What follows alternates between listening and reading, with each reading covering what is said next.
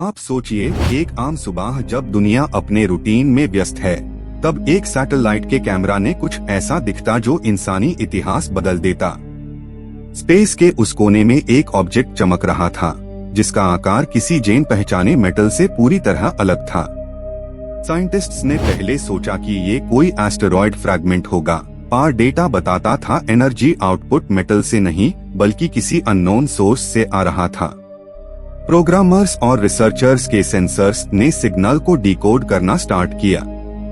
जैसे जैसे रीडिंग्स बढ़ा रही थी, लोग समझने लगे कि ये सिग्नल कुछ एल्गोरिथमिक बिहेवियर दिखा रहा है। मतलब ये ऑब्जेक्ट रैंडम नहीं बल्कि किसी इंटेलिजेंट डिजाइन का नतीजा हो सकता है। स्पेस एजेंसी ने तुरंत एक अनमैन्ड प्रोब भेज का फैसला किया।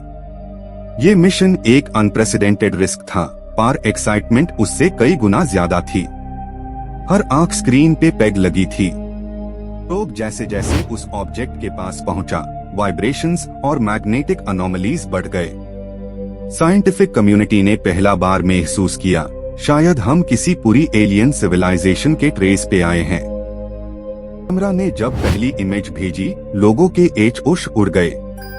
ऑब्जेक्ट एक स्मूथ मेटालिक स्फीयर था, लेकिन उस पे लिखे सिंबल्स किसी ज्ञात भाषा से मेल नहीं खा रहे थे। साइंटिस्ट्स ने डिसाइड किया कि सिंबॉलिक लैंग्वेज को डिकोड करे शुरू किया जाए।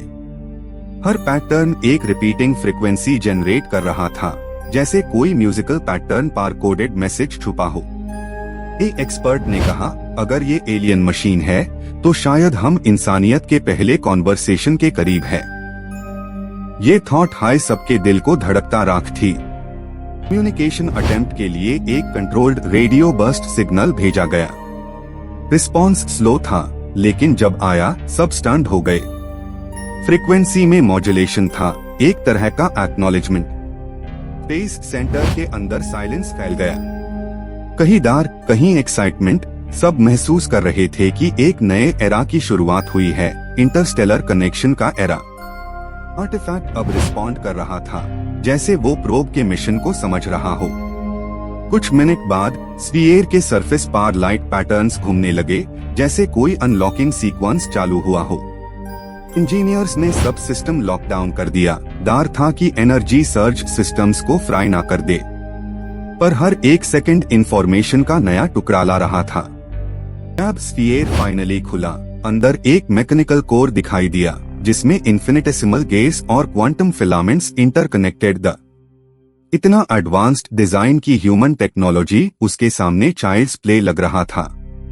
साइंटिस्ट ने स्पेक्युलेट किया, शायद ये एक इंटरस्टेलर बीकॉन है, एक डिवाइस जो सिविलाइजेशंस को कनेक्ट करती है, या एक वार्निंग सिस्टम भी सकता है।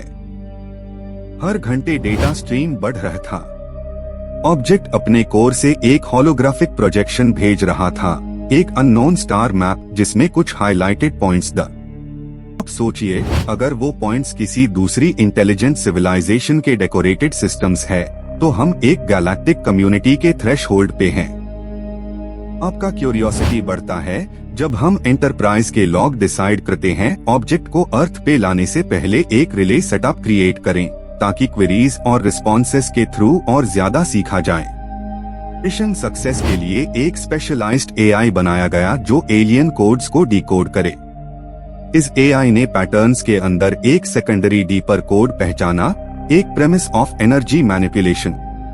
एनर्जी लॉ के हिसाब से ऐसा कंट्रोल हमारे यूनिवर्स के फिजिक्स को चैलेंज करता है।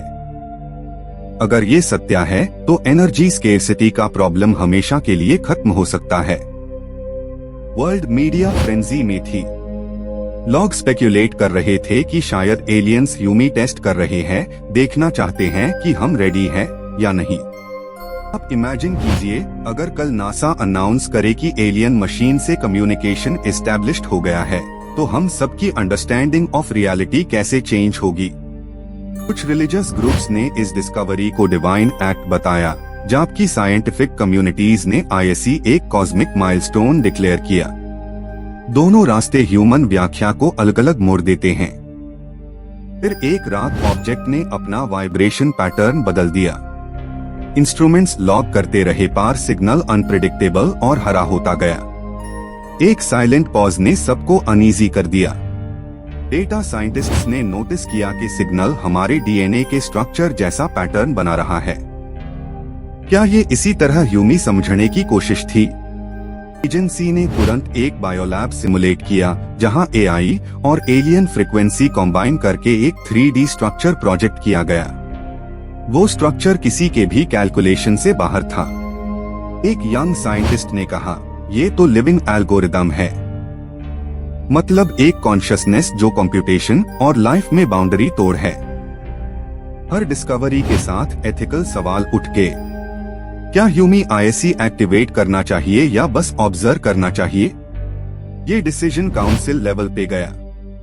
एक्सपीरियंस्ड लीडर्स ने कहा कि आर्टिफिशियली फोर्स करने से अनप्रेडिक्टेबल कॉन्सिक्वेंसेस हो सकते हैं, पेशेंस ही सबसे सुरक्षित रास्ता है।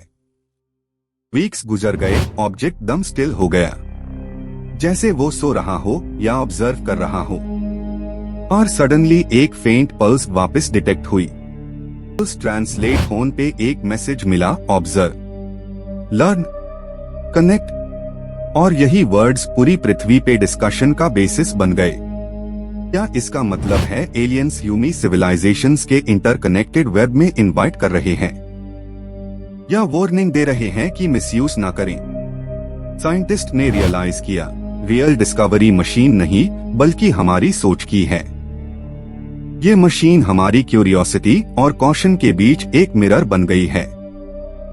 जैसे रिसर्चर ने कंक्लूड किया, अगर कल ह्यूमी स्पेस में एलियन आर्टिफैक्ट मिल जाए तो डिस्कवरी हमारे अंदर से शुरू होती है, आउटर स्पेस से नहीं। आपका इमेजिनेशन और साइंस दोनों एक लाइन पे आ जाते हैं। क्या हम रेडी है गैलेक्सी के नेबर्स से मिल के लिए, या अभी ह्यूम और सिखाता वक्त चाहिए? यही सस्पेंस, यही फैसिनेशन इस डॉक्यूमेंट्री का कोर है।